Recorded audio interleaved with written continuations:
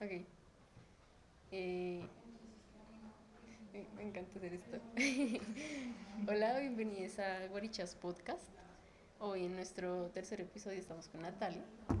Estamos en este spot oficinesco en la Uniminuto.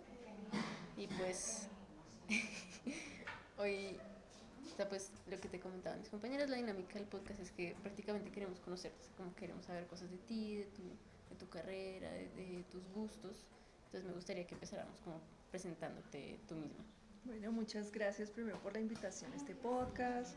Más me parece muy interesante pues el proyecto que tienen y que pues llevan a cabo y además supremamente necesario. Bueno, yo soy Natalia Montejo, yo soy profesional en estudios literarios, tengo una maestría en filosofía y otra maestría en escrituras creativas.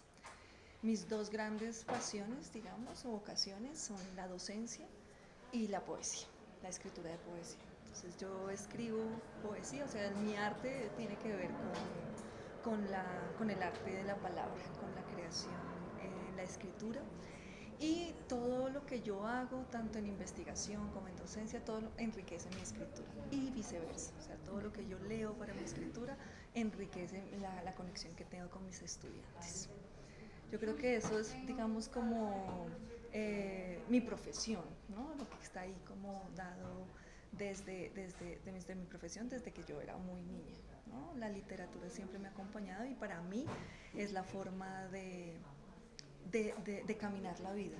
Yo pienso que sin arte y sin palabra y sin lenguaje, la vida sería muy difícil. Okay. Sí, total. Wow, o sea, wow. Podría hablar muchas cosas, pero no sé No, sí, si quieran yo dar. te iba a preguntar, ¿cómo, o sea, tú cuál recuerdas que fue ese libro, ese cuento, ese poema que te encaminó a querer, o sea, como a decir necesito más? Uy, yo no sé si haya uno, ¿sí? O sea, como que el primero, no, yo creo que pues el primero sería como la voz de mi mamá contándome cuentos, ¿sí? Que ahorita realmente no reconozco. Seguramente son cuentos clásicos, ¿no? Pero, por ejemplo, los cuentos de Oscar Wilde. A mí me encantaba, por ejemplo, que mi mamá me leyera en la noche, porque además, pues yo vengo de una familia que no es muy pudiente, nosotros no teníamos televisor cuando era en mi infancia, creo que también esa fue una ventaja, me conecté con otras Okay, formas de sí. arte, pero entonces mi mamá siempre me leía cuando yo no sabía leer, ¿sí? Entonces siempre era, ella se quedaba dormida y yo me tocaba decirle, no, que continúa el cuento, ¿sabes? Entonces, por ejemplo, El fantasma de Canterville, ¿no? De Me Oscar encanta ese Wilde, cuento. que pues, al principio me daba como susto, ¿no? Que soy tan chiquita, ¿no? Esa tensión del misterio y del suspenso, eh, con esa relación, ¿no? del temor, pero también de la emoción de querer saber más.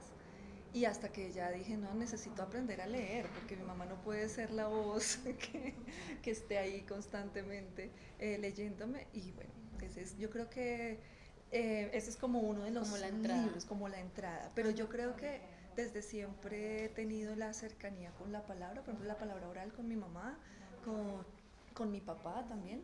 Y mi papá fue digamos, el que me dio esa conexión con los libros, con un objeto valioso. El libro es un objeto valioso. Y saber leer es darle vida a ese objeto. Y es poderme conectar directamente con esas historias. Y, por ejemplo, Jairo Aníbal Niño, yo no sé si conocen ese poeta colombiano de poesía para niños, Sí. que también creo que es como lo primero, como lo originario. De resto, pues yo tengo un catálogo de autores y de obras que me han cambiado la vida, que creo que han sido fundamentales para mí. Y no puedo decirte que haya uno favorito, digamos, ¿no? Que yo diga, no, favorito, este es el mío. Yo creo que voy cambiando. Si Ok. por temporadas este es mi favorito en 2 meses y luego cambio, no, es este, es este. Entonces como la exploración de cada vez autores y libros, pues hace que mi vida sea un poquito, no sé, diversa, emocionante. Eso me gusta, de poder escuchar la vida de los otros a través de la palabra. Wow. Yo te iba a decir, en este momento, como que, o sea, ¿qué estás leyendo actualmente? Ahorita estoy leyendo poetas mujeres que han sido invisibilizadas. Entonces, por ejemplo, estoy leyendo ahorita a Emilia Yarza. Esta poeta casi no se conoce, sino se conoce hasta ahora, ¿no? Digamos que las escritoras del siglo XXI son las que han rescatado a estas mujeres. Por ejemplo, la Sor Francisca Josefa del Castillo Guevara es una escritora neogranadina, digamos, del siglo XVI, XVII, que no se conocía, ¿no? Que no se conocía y ahora pues se está ahorita, digamos, como descubriendo su escritura. Estoy, por un lado, esas mujeres. Por otro lado, estoy leyendo mujeres poetas contemporáneas, como Anne Carson, por ejemplo, como Anne Sexton, por ejemplo, que son norteamericanas, pero que están dando, digamos, como la pauta de la escritura femenina, digamos, en el mundo, ¿no? Entonces estoy trayendo también esas influencias. ¿Quién más estoy leyendo? Volví a Safo, la griega, ¿no? La poeta griega, que casi también, ¿no? Se conoce más a Homero, la Ilíada, la Odisea, eso es casi como lecturas obligadas del colegio, pero a Safo no la conocen, ¿no? Y pues Safo es una poeta casi contemporánea, o sea, como que pareciera que su escritura no pasa a través del tiempo. Y ella fue pues también muy invisibilizada y también muy condenada a su escritura. Eh, eh, sí, como la caracterización de estas mujeres pues ha sido negada y yo creo que para mí es ahorita mismo, creo que hasta es una postura política y ética reencontrarme con ellas. En la universidad, por ejemplo, muy pocas mujeres leí, ¿no? Y ahora digo, bueno, no, ¿de qué me estoy perdiendo? Pues me estoy perdiendo de todas estas mujeres que han escrito en la historia y que no se conocen. Y a tus estudiantes los pones a... O Los sea, como pongo, sí. es también tu forma Esa es mi forma académica de académica. visibilizarlas a ellas. Sí, yo diseñé una electiva aquí en la universidad que se llama Las mujeres en la literatura, renovando el canon. Wow. Y la idea es esa, precisamente, que podamos ver las autoras, sobre todo latinoamericanas, que también es que son dos problemas, ¿no? O sea, son mujeres y además del lugar desde donde vienen, ¿no? Entonces, generalmente nos quedamos con Europa, ¿no? Que esa es nuestra influencia más directa. Y nos hemos quedado ahí. Entonces, en esta clase, por ejemplo, en esta electiva, la idea es explorar, ¿no? Mujeres latinoamericanas generalmente contemporáneas, para que mis estudiantes se puedan conectar y a partir de ahí busquen la historia anterior, ¿no? que ha sido invisibilizada. Y también en mi investigación hago eso. ¿Sí? Ahorita escribí, precisamente entregué ayer, anoche, a las 10:30 de la noche, envié mi primer borrador de un capítulo de un libro que se llama Diversidades lingüísticas y otras literaturas, un capítulo que lo titulé Escritoras sin miedo. Sí, como las voces de escritoras colombianas que hemos nosotros tenido contacto en entrevistas, porque yo también tengo un programa radial sobre eso, del Árbol Rojo, y a partir de ahí pues mirar todo ese problema del canon, de por qué es tan inflexible, por qué no se conocen estas mujeres, qué sucede, ¿no? Hay antologías todavía en Colombia de la literatura y de la poesía colombiana, por ejemplo, la que hace Ramón Cote Baraybar, que se usa mucho en las escuelas y en los colegios, y tiene más o menos creo que son como 35 autores y de esos 35 solo 3 son mujeres, ¿sí? Y todavía lleva la quinta edición, surgió como en el 2017, la quinta edición es del 2022 y todavía no ha hecho ningún tipo de modificación paritaria, por ejemplo, ¿no? Como para dar un contexto. Entonces, ¿qué es lo que sucede con lo femenino? Esa es mi pregunta. ¿Qué es lo que pasa con las mujeres y qué significa también lo femenino? Porque esa palabra carga muchos sentidos y muchos significados y en clave histórica pues han sido muy desobligantes esos sentidos, ¿no? Muy, sí, negativos también. ¿Y para ti qué es lo femenino? O sea, como, Para mí, en como principio, con todo este conocimiento encima y con... lo femenino es es un concepto de difícil definición. Eso es en principio, yo creo que hay que tenerlo claro, ¿sí? Y que tal vez la búsqueda de una definición ha sido el error, ¿sí? Ok. De una sola definición, ¿no? Decir qué es lo femenino, sino más bien que de todos esos sentidos de lo femenino, ¿no? Se, vuelven, se vuelve un concepto complejo y en tensión que nos refleja unas realidades de acuerdo al contexto histórico que se viva, ¿sí? Entonces todo lo que tiene que ver con la feminidad y lo femenino es complejo, porque se vuelve esencialista, es decir, ¿qué es una mujer? Sí, es Entonces como uno dice, decir tres cosas y ya. y yo, sí, exacto. ¿Qué es lo femenino? ¿No? Y entonces lo femenino es una mujer, lo femenino es un cuerpo que tiene vagina, lo femenino es una construcción social, más bien, un reconstructo, un artefacto que me hace pensar más bien otra cosa. Lo femenino es lo suave, lo tierno, lo débil, las emociones, lo emocional, que es históricamente lo que nos han dicho que es lo femenino. O sea, son más preguntas que definiciones, ¿sí? Y que creo que es desde ahí donde el cuestionamiento es lo que nos va a dar más pistas para comprender la diversidad de lo que implica lo femenino que lo esencialista que significa lo femenino. Y en contraposición también, y más bien en tensión, pues lo masculino, ¿no? De entrada, que integra también la percepción de lo masculino. ¿Acaso masculino es un hombre? ¿Sí? Es un sujeto con bigote, macho, macho, man, eso es lo masculino. O según teorías psicológicas también desde Jung, pues se sabe que todo sujeto trae como esas dos cargas entre lo femenino y lo masculino. ¿Será que, ¿no? Dicen el enfoque de los estudios feministas y de género, será que estamos llevándonos a que no haya esa polaridad, digamos, esa binariedad del mundo, sino que es otro, ¿no? Otras tensiones, otros grises, ¿sí? Entonces se queda más en las preguntas, me parece a mí, que es como también lo que yo trato de plantearle a mis estudiantes, que se cuestionen cuando cada vez que hablamos de eso que significa lo femenino, desde dónde lo estamos leyendo, desde dónde lo femenino, qué significa, qué implicaciones tiene, ¿sí? En relación con los contextos.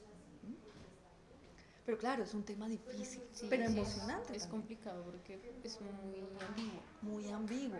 Y pues tal vez necesariamente necesitemos esa ambigüedad Sí, o sea, porque no tiene nada de malo no, exacto, que sea ambiguo. sí, exacto, es más bien, es problemático, es complejo, claro, es que es problemático, es complejo. Los que han dicho que lo femenino, entonces es lo débil, por ejemplo, eso ya eso tiene muchas implicaciones, ¿no? Para cada uno de los sujetos. Y cómo nos enfrentamos, ¿no? A la vida, a las relaciones, al amor, ¿no? A uno mismo, ¿no? Sí. Tiene que ver con todo eso y por eso son tan bonitos, ¿no? También el tema de los estudios de género, ¿no? Que son y pues estudios de género, pues es que también, ¿no? Hay unas teorías, hay unas estudiosas, unas investigadoras, investigadores e investigadoras, ¿no? Pues si lo ponemos, digamos, en paritario, ¿no? De los que están escribiendo, porque es un tema que nos interesa, que nos importa. Ok. Es, wow, en shock. Pues No, intento... yo, o sea, estaba pensando la pregunta muy en la ducha. Eh, que son las o sea, mejores, ¿no? La creatividad. sí, porque en el baño sale todo lo malo y viene todo lo bueno. No es, o sea, tú sientes que sin ver el nombre de un autor puedes saber como si eso que estás leyendo lo escribe un hombre o una mujer. Uy, esa pregunta es difícil y no creo que te pueda responder bien. Perdón, o sea, asumo la dificultad porque también me lo sigo preguntando. Okay. Yo sí considero que hay lugares de enunciación, es decir, nuestro cuerpo, nuestra experiencia vital, lo que vivimos, nuestro contexto, desde el lugar en donde nos paramos, pues eso también va a generar unas tematizaciones, unos temas que nos importan, unas preguntas, unas búsquedas. Y a partir de ahí, también como de esa construcción identitaria, pues va a surgir, ¿no? Nuestra palabra. Pero yo no creo que sea reduccionista. Es decir, porque está el poder de la imaginación y para eso también está la literatura. No necesitamos, ¿no?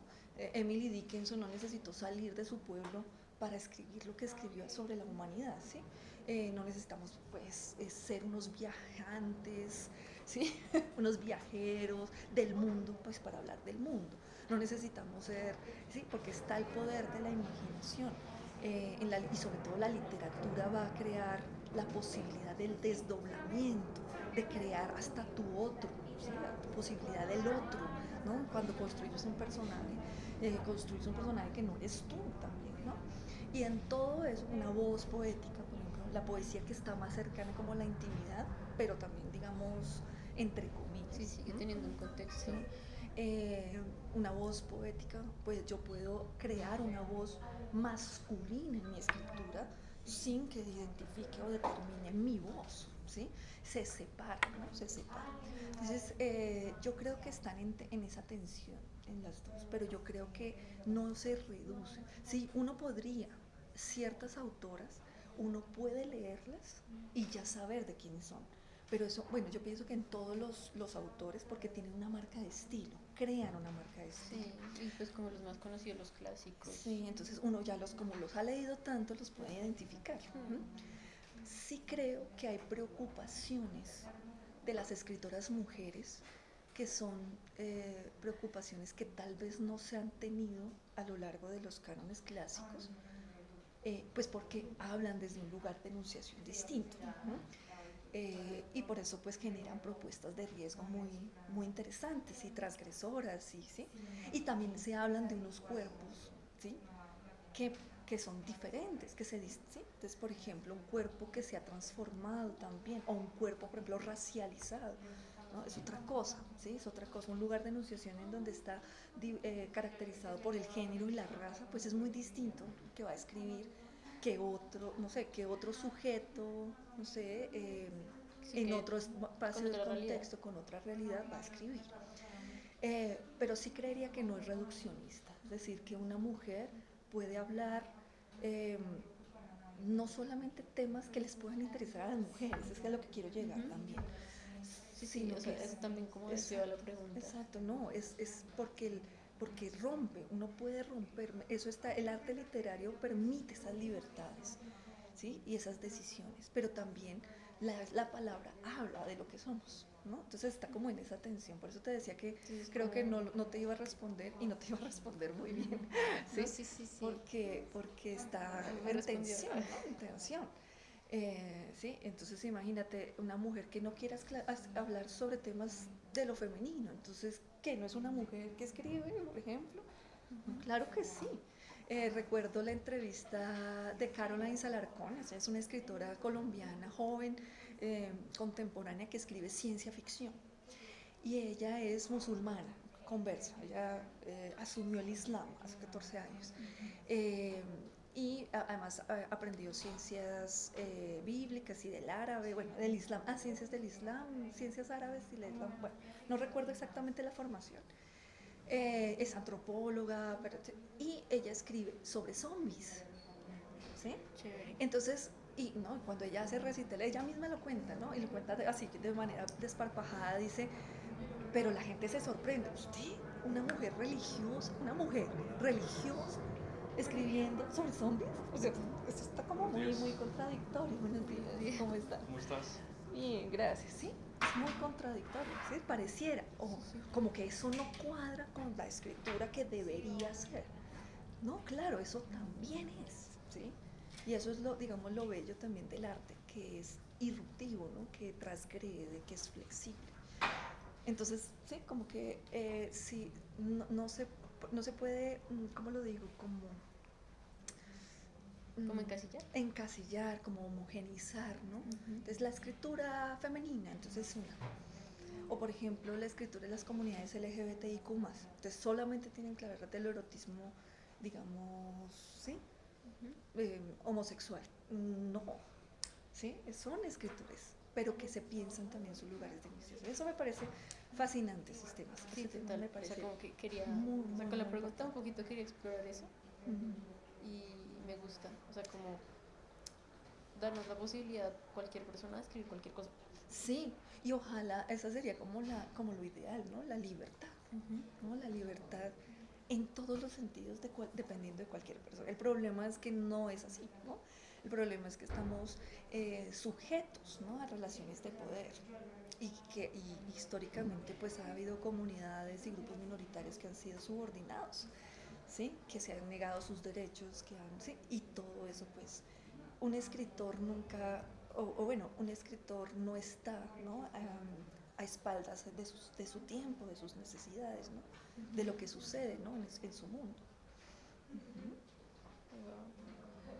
Por ejemplo, no sé, Soledad Acosta de Samper escribiendo sus diarios, tratando de hacerlo público, pero lo íntimo, donde había una época en Colombia en donde había publicaciones para señoritas. Sí. O sea, es que eso ha pasado y esa historia la cargamos en los hombros, querámoslo o no. ¿Sí? Querámoslo o no. Sí, es que me apasiona mucho el No, tema. me encanta, me encanta, me encanta. Alona, en No, shock. justamente pensaba cuando dijiste eso, como, pues de que muchas veces uno se siente, más que se siente eh, como obligada a contar ciertos relatos, porque si no, Atrapada. sí, como, sí, con camisa de fuerza, y eso también le decía no me acuerdo hace poquito una directora, como que muchas veces sentía como que entonces, como soy mujer, tengo que contar estas cosas y no puedo contar de pronto otras cosas que quiero porque se salen de... Exactamente, porque es eso. Sí. De lo políticamente correcto también, o sea, todo eso, un creador, yo pienso que cualquiera, y sí, yo creo como que haga una generalización en el arte, digamos, dependiendo del lenguaje que se use, pero yo sí creo que estar atentos como a esas relaciones es importante. Sí, ahora, por ejemplo, también mujeres de las comunidades afrocolombianas necesitan hablar de su propia identidad, ¿sí? ¿Por qué? O sea, es como obliga, no es una exigencia, ¿sí? Claro, surge como una pulsión, una necesidad porque no se ha hablado y no se ha visibilizado, pero eso no quiere decir que tenga que serlo. Chimamanda Adichie cuenta una anécdota, ella es una escritora nigeriana que vive en Estados Unidos. Ella cuenta una anécdota, dos anécdotas. Una, que ella escribe su libro Americana. Los personajes son africanos, son nigerianos. Y un maestro le dice, su novela no es suficientemente africana. ¿Qué significa? ¿Cierto? ¿Qué significa lo suficientemente africano? Que no hay pobres muriéndose como en Somalia. O sea, ¿qué es lo que estamos pensando, no? Pensando sobre eso. Y la segunda anécdota que ella cuenta, porque ella se asume feminista, pero o sea, con la dificultad de lo que significa el término y de la definición. Y entonces es que tenemos unas ideas prefijadas. Entonces tú eres feminista, entonces tienes que ser de una forma. Y entonces ella decía, no, pues yo soy feminista y me gusta la moda y me gusta ponerme tacones y, ¿sí? ¿Por qué tendría que ser restrictivo? ¿Sí? ¿Por qué tendría que ser también, ¿cómo lo digo? Sí, como señalado, como sujeto, ¿no? Y eso sucede, ¿no? Entonces ahora las mujeres, entonces tienen que hablar de lo femenino siempre. Pues no necesariamente.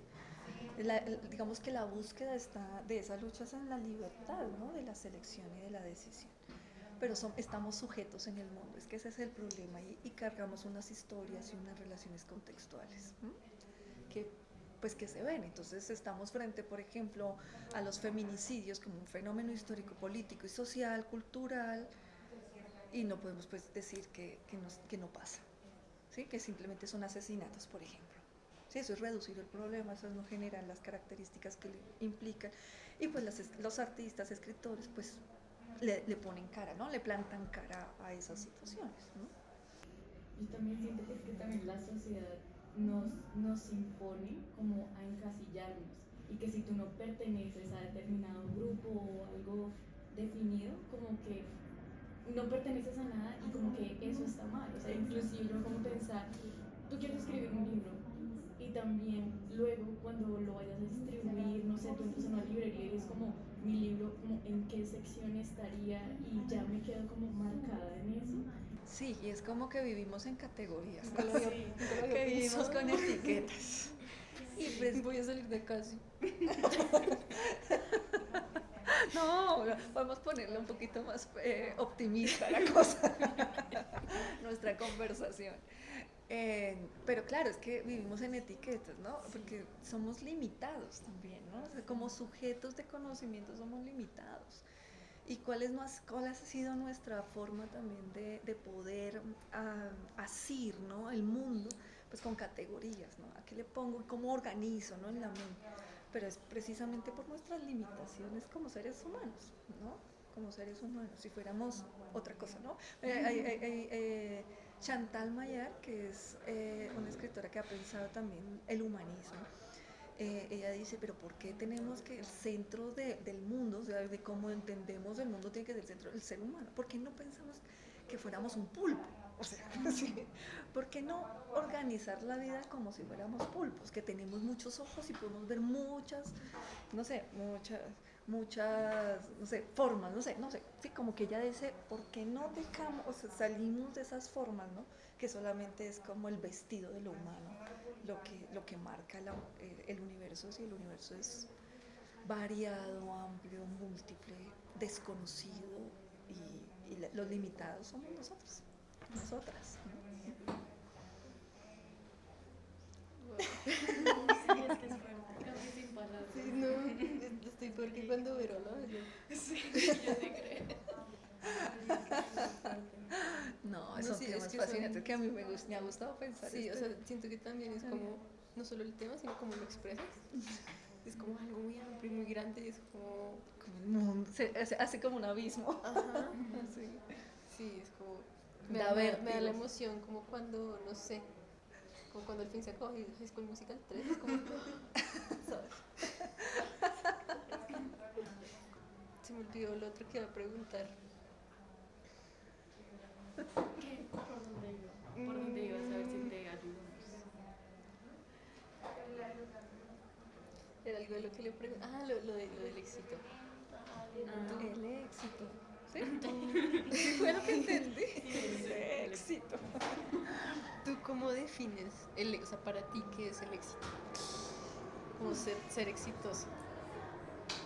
Ay, Dios mío, esa pregunta. Me voy a quedar más mal en el documental. Porque es que no me gusta mucho esa terminología, casi que todavía sigue como trayéndonos a un pasado, ¿no? De la ilustración, de un devenir del desarrollo, de ser mejores, ¿no? De progresar, del progresismo en esos términos, como hay algo más, o sea, hay una cumbre que hay que alcanzar. De subir, De subir, sí, yo creo que yo relaciono más el éxito con la plenitud, digamos, con la armonía, con, con el desarrollo multidimensional de lo humano, ¿sí? Eh, por ejemplo, y también, digamos, relativo a las personas de acuerdo al lugar desde donde inician, porque a mí lo que no me gusta también del éxito es como hay que alcanzar, ¿no? Un ideal, digamos. No sé, voy a ser un poquito caricaturesca, pero entonces tener casa, carro, beca, un buen matrimonio, hijos, en fin. Eso, sí, como la foto de Kodak, la foto, sí, con la familia del perrito. con la familia, y tiene que ser Golden Retriever, Golden le digo a mis Retriever. estudiantes, porque si no es Golden Retriever, si es un canchocito que adoptaste, no, tiene que ser Golden. A mí eso no me gusta, ese discurso. Pero pensando un poquito como en términos amplios, el éxito me gusta más pensarlo como en la plenitud del desarrollo de cada persona, ¿no? De acuerdo también como son sus talentos, a sus deseos, a sus propios intereses. Sí, metiéndole un poquito también de género, a una mujer siempre, como que la han catalogado de que su deber ser es o ser mamá, ¿cierto? O ser empresaria, como dice Caroline también, ¿no? Súper empresaria. O sea, súper No empresaria. es una empresa, es Sí, súper no, empresaria. y yo sí creo que esas son, digamos, son ideas muy violentas para las personas. O sea, por ejemplo, una mujer que no quiera ser madre, ¿por qué no? O sea, o no pueda también, o no, o tu cuerpo no te dice, tú, sí, o sea, todo tú te está diciendo que no, pues, pues ahí, por ahí no es, ¿sí? Entonces para mí el éxito tiene que ver con ese saber conocerse a sí mismo y entenderse y generar esa plenitud y esa armonía propia, ¿no? Y en relación con los otros, ¿no? Por ejemplo, mucha gente, yo me acuerdo, ¿no? Entonces, por ejemplo, yo que quería estudiar literatura, no, pero usted se va a morir de hambre, no va a tener que conseguir trabajo, ¿qué va a hacer de la vida usted? No, ¿por qué no estudia algo que sí? O sea, que sí sea Que sí, importante, sea el que camino pueda, para alcanzar esa idea, esa ¿no? cumbre, ¿no? Y luego sí, pues de hobby, ¿sí? Se dedica a lo suyo. Yo creo que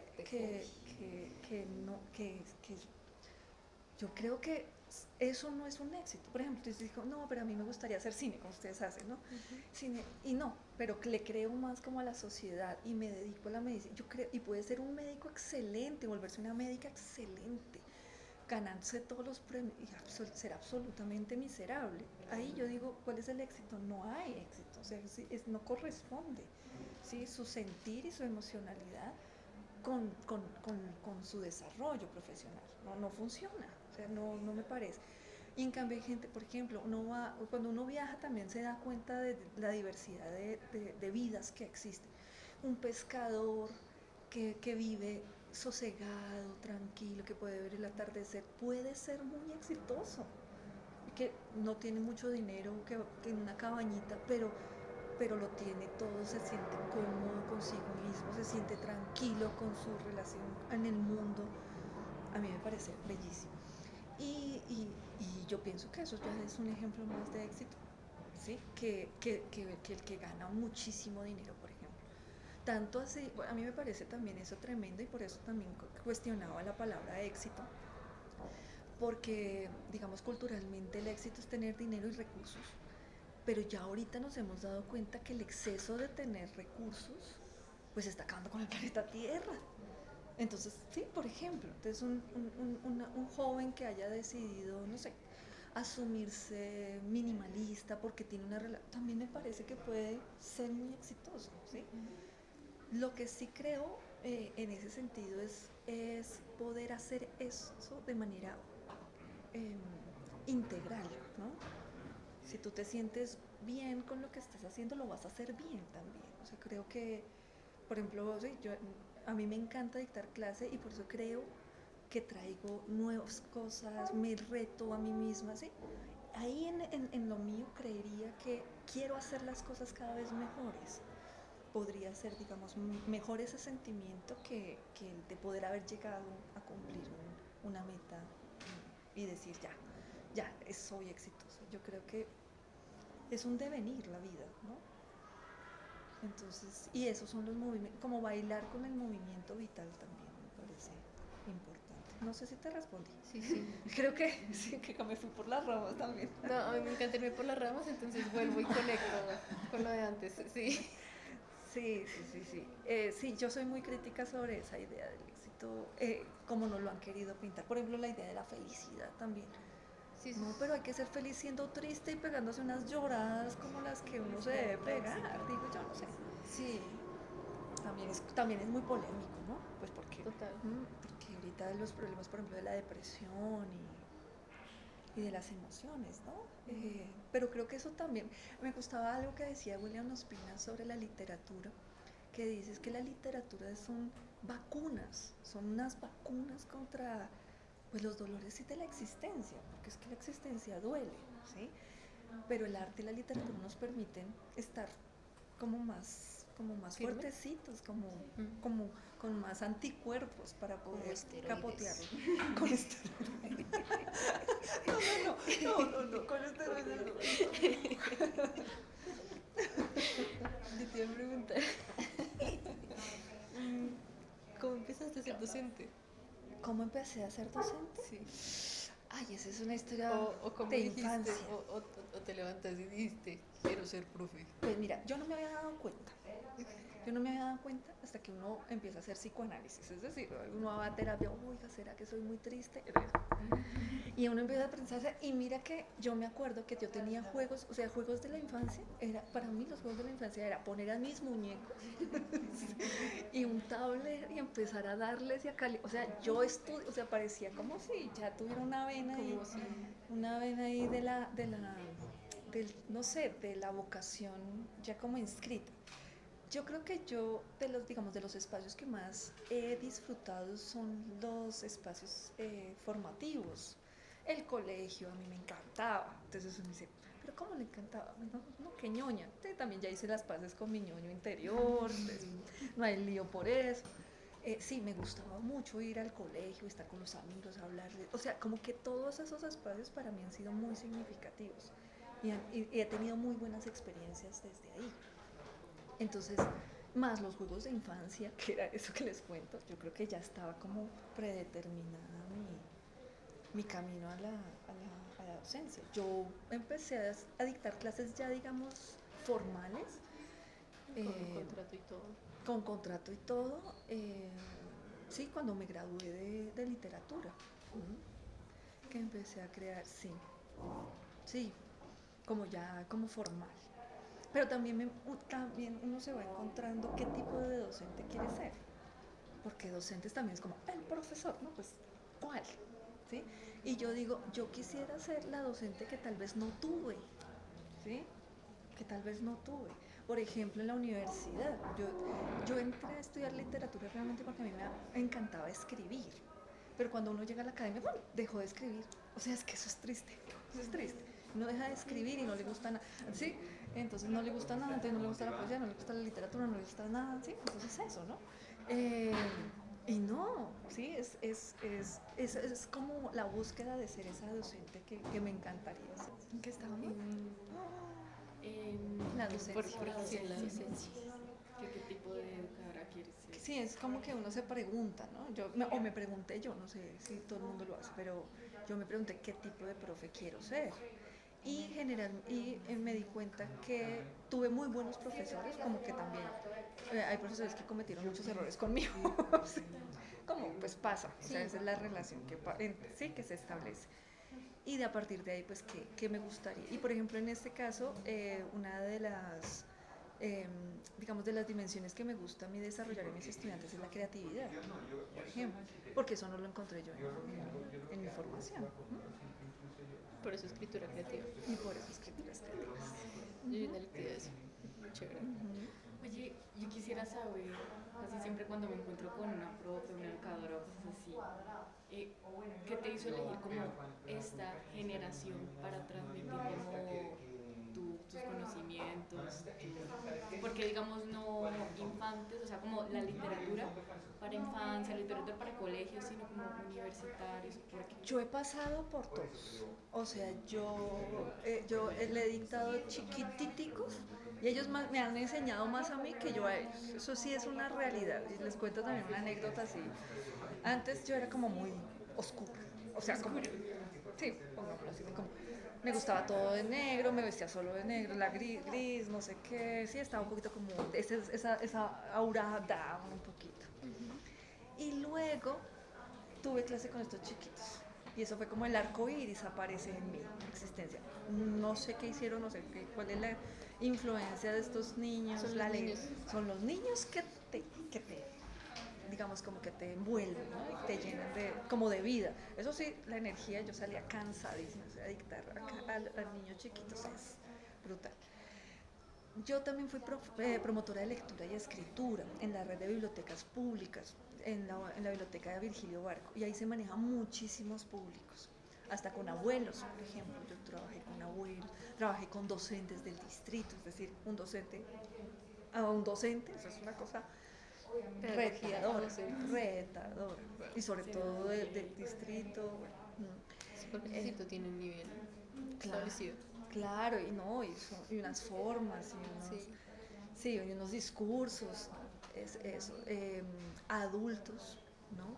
Yo tendría como 25 años dictándole que es una persona de 50 que ya pasaba por o sea, sí, como que, pero todo eso me dio paso para entender que la docencia es un diálogo, que se establece, es un diálogo, una construcción colectiva, ¿sí? Muy horizontal, o se intenta que sea muy horizontal. ¿Por qué llego a la universidad y por qué me quedo en la universidad más bien? Porque como en todos estos públicos, digamos, o estos grupos de estudiantes, me han dejado algo. Con los estudiantes de universidad siento que tengo más posibilidades de diálogo con ellos, ¿sí? Entonces, no están, digamos, apenas explorando, ¿sí? Y en esa búsqueda, sino que ya hay una base, ¿sí? En la que podemos dialogar en otros niveles. Y eso pues a mí me permite también seguir investigando. Eso por un lado.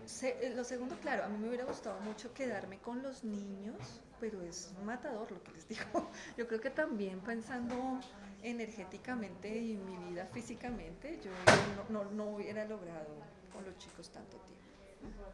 Sí, no hubiera podido hacerlo con los niños mucho tiempo. Y en cambio aquí pues ha sido eso, la posibilidad, también el espacio de la Uniminuto, ¿sí? Cada institución también tiene unas marcas digamos, de enseñanza, y a mí una de las que más me llama y me interpela es la de educación para todos y todas, es decir, tratar de que no haya brechas de clase, digamos, siempre las va a haber, pero que sea una posibilidad. Yo aquí me he encontrado estudiantes que vienen de otras regiones del país que me enseñan, ¿no? Ellos mismos sobre el contexto que viven de guerra, que uno habla desde Bogotá, pero pues está en una torre de cristal, ¿no? Sí, de diversos contextos. Es por ahí, eso. Ok. Y digamos, dejando a un lado como ahorita donde estás y que ya pues, supongo que te vas a quedar o te gusta mucho pues Sí, la parte uno nunca sabe. universitaria, Uh-huh. como cuál etapa tanto adultos, infantes o sí, te gustó más, como cuál, así haya sido como una experiencia súper cortica en tiempo, como cuál me haya gustado más. Porque tal vez te nutrió más. O te nutrió No, más. es que les digo que todos, o sea, todas me dejaron algo. Más bien todas me gustaron porque me dejaron algo. Tal vez más bien te la respondo como, digamos, me gustan mucho los universitarios porque no están, o sea, no, ¿cómo lo voy a decir? Perdónenme también, cero políticamente correcto aquí, como a calzón quitado, dicen. No son completamente ingenuos, ¿sí? ¿Sí? O sea, como que apenas vieron el sol, pero tampoco están ya, y otra vez, perdónenme la expresión, castrados, porque es que eso es lo que sucede muchas veces. Y es que sí, llega un momento en que uno ya no quiere hacer nada, la vida es monótona, la rutina, ya llegué al éxito, entonces ya, ¿para qué me muevo? Sí, cosas así. Perro viejo no aprende Que nuevos perro trucos. viejo no aprenden a hablar, que no sé qué. Mientras que los universitarios están ahí, como en esas dos, y esa tensión me gusta muchísimo, entonces más bien eso. Pero todas las poblaciones con las que yo he trabajado han sido muy enriquecedoras. Los abuelos, wow, eso es bellísimo trabajar con abuelos, es bellísimo trabajar con abuelos. Claro, y cascarrabias y no te oyen, o sea, es una cosa, pero increíble. Pues sí, todo tiene complicaciones. Todos tienen complicaciones. Trabajar con abuelos es como trabajar con niños, pero que ya han vivido. Niños que saben cosas. Niños que saben cosas. Así era mi abuela. Los niños saben cosas. Siento que De son niños que saben más cosas. muchas cosas. Sí, son tremendos. Y que además uno dice, no, toda la vida esa experiencia, yo que vengo aquí a decirte, oye, mira, la literatura, la escritura, porque siempre he dictado, digamos, literatura, ¿no? Como decirle, más bien es como encontrar ese puente, ¿no? ¿No? Y las historias de estos abuelos que ojalá uno tuviera y grabarlos y escribir, y escribir obras sobre eso, que tienen muchísimo que contar, muchísimo que contar. Pero sí creo que también digamos, mi labor como docente me ha enseñado a quitarme prejuicios y por eso poder conectar con diferentes poblaciones. Creo que eso me lo ha dado la labor, digamos. Wow. Y te iba a preguntar, ¿has trabajado con poblaciones fuera de Bogotá, o sea, como en plan como indígenas, con personas racializadas, como No he para, tenido tan... como para trabajar, o sea, como específicamente, como en comunidades. sí, como en comunidades. No, la verdad no he tenido esa oportunidad, seguramente se dará en algún momento. Pero sí, por ejemplo, sí he tenido estudiantes que tienen raíz indígena, raíz afroamericana, sí, como unos, no como la comunidad como tal. Sí, porque pues en la universidad hay de todo. Exactamente. Eso también me gusta mucho de la universidad, que hay de todo. Sí. Por eso se llama universidad, se supone, ¿no? Sí. Claro, el universo, universidad. Es la diversidad del universo. Oh, Increíble.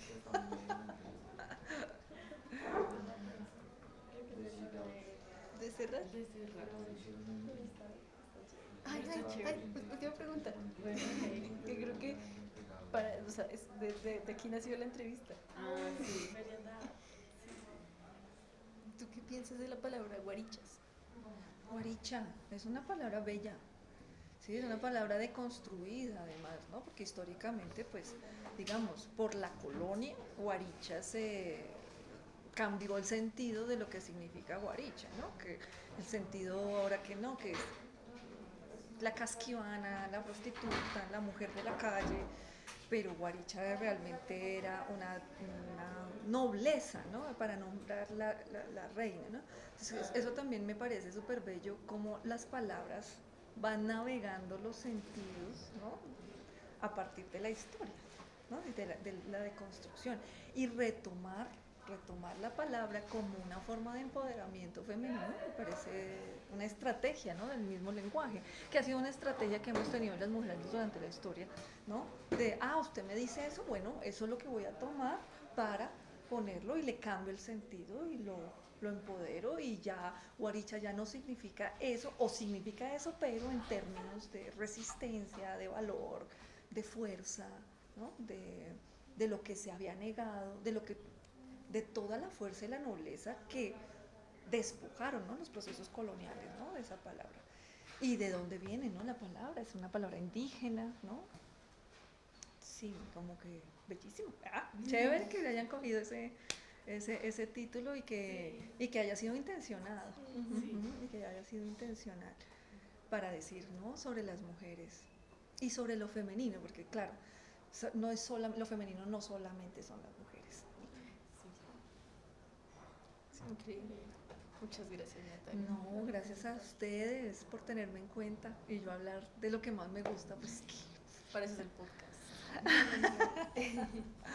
No, y pues bueno, cerramos nuestro tercer episodio. Nuestro tercer episodio oficial. súper. Y pues, bueno, muchas gracias por vernos y escucharnos en este podcast hoy. Y estén pendientes de todas las redes sociales porque vamos a estar subiendo contenido claramente de Natalia. Muchas gracias. Y ya, chao. Chao.